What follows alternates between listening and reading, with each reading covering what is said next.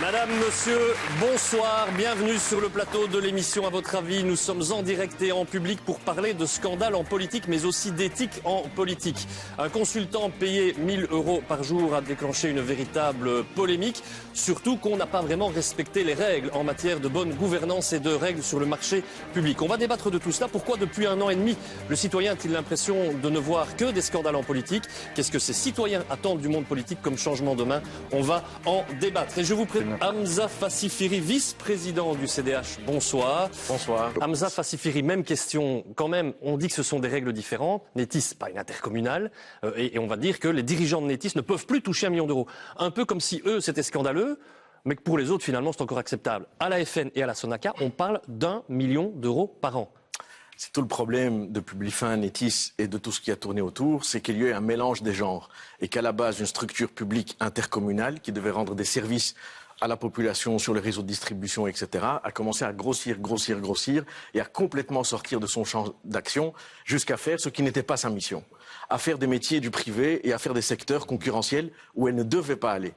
Tout le problème aujourd'hui, c'est d'essayer de sortir et de couper ces cordons entre les activités privées qui doivent être faites par le privé et puis les missions de service public qui, elles, doivent continuer à être faites de manière assainie au niveau de l'intercommunalité. Est-ce qu'il faut mettre de l'ordre aussi au niveau des salaires des patrons de la Sonaca et de la FN? Le premier point qui est le plus important, et il faut pouvoir le faire en maintenant évidemment l'activité économique sur Liège et l'emploi sur Liège, et c'est tout ce qui est en train de se faire. Moi, je suis bruxellois, et ce que j'observe de Bruxelles, c'est qu'effectivement, ça ne se fait pas du jour au lendemain, mais il y a quand même quelque chose qui se joue, c'est le basculement d'un rapport de force où tout le pouvoir était dans le management par rapport aux instances, et aujourd'hui les instances qui récupèrent le pouvoir et les rênes sur le fonctionnement de ces structures-là. Et donc ça, c'est quelque chose qui se joue aujourd'hui et qui est fondamental pour pouvoir réussir le fait de couper le cordon entre les missions d'intérêt public et les missions privées. J'entends, et pardon d'insister, est-ce que des salaires pour des patrons d'1 million d'euros par an, est-ce que c'est encore normal? Sur les deux cas, j'ai pris le temps de faire la distinction pour bien voir la différence entre les deux cas que vous citez, Netis et Publifin. Ce sont deux secteurs industriels stratégiques.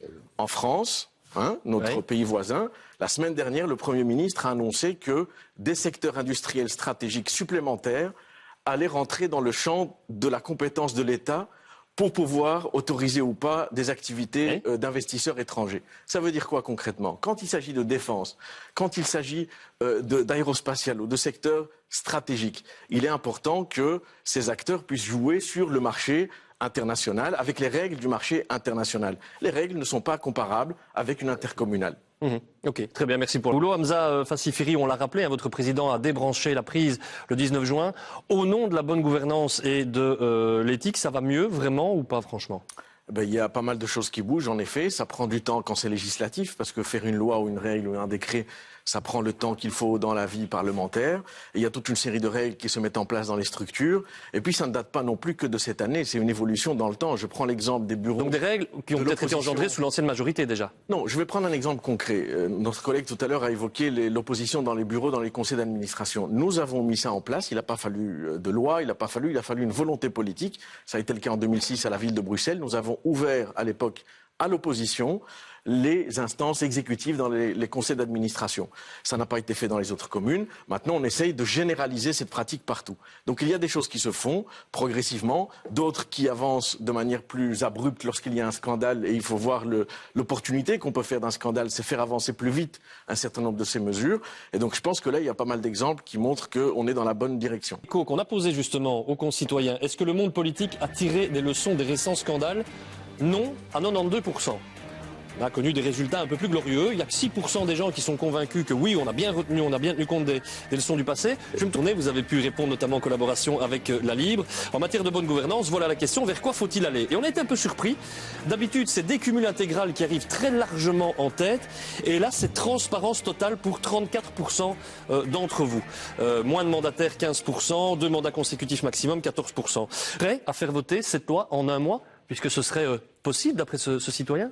Mais la loi existe qui permet aujourd'hui, ou qui devrait normalement permettre aux citoyens d'avoir accès à un certain nombre de documents administratifs. Alors j'entends, et je le vis aussi, c'est le cas, c'est appliqué dans un certain nombre de cas, et c'est pas appliqué dans un certain nombre d'autres. Je pense que c'est une question aussi de changement de culture et de mentalité.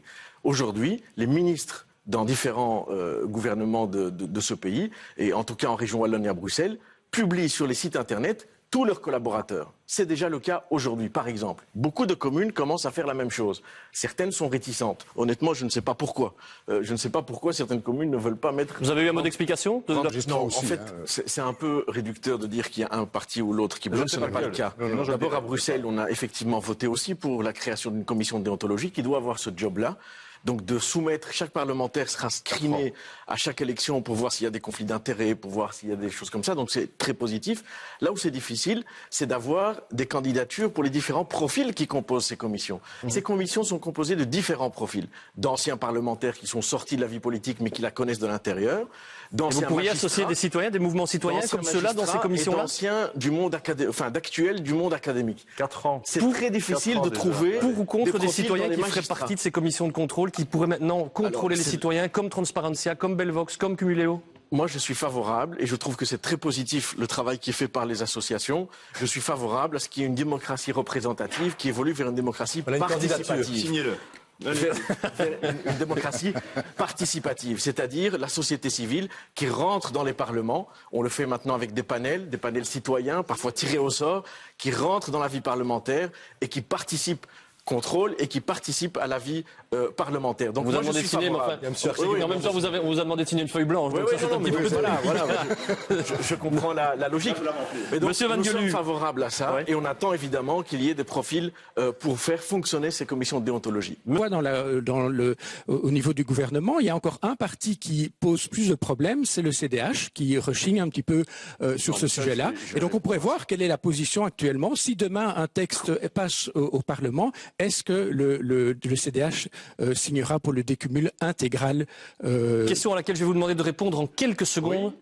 Très simplement d'ailleurs, l'Assemblée générale du CDH bruxellois s'est réunie en janvier. C'est un débat effectivement qui a beaucoup vécu à l'interne, comme d'ailleurs dans beaucoup de formations politiques. Et on a pris une position que nous allons défendre dès la semaine prochaine au Parlement, parce que les réunions de travail débutent la semaine prochaine. Et donc nous sommes ouverts à un décumul intégral, mais avec des mesures qui permettent, d'être cohérents. C'est-à-dire qu'en même temps que le décumul intégral, on limiterait le nombre de mandataires, d'une part, et on maintiendrait un lien fort entre les communes et les régions selon des modalités à définir. Donc oui, nous sommes tout à fait ouverts. Ça veut dire quoi? La difficulté... Alors non, attendez, juste simplement. Donc vous êtes favorable à un décumul intégral. On va conclure ici, si vous voulez bien, parce que l'heure est là et qu'on va devoir rendre l'antenne. Les partis flamands, en un mot, garantie qu'ils soutiennent ça. Voilà, il y a une problématique avec les partis flamands à Bruxelles. On vous a remis un petit texte que vous signerez ou pas. On verra.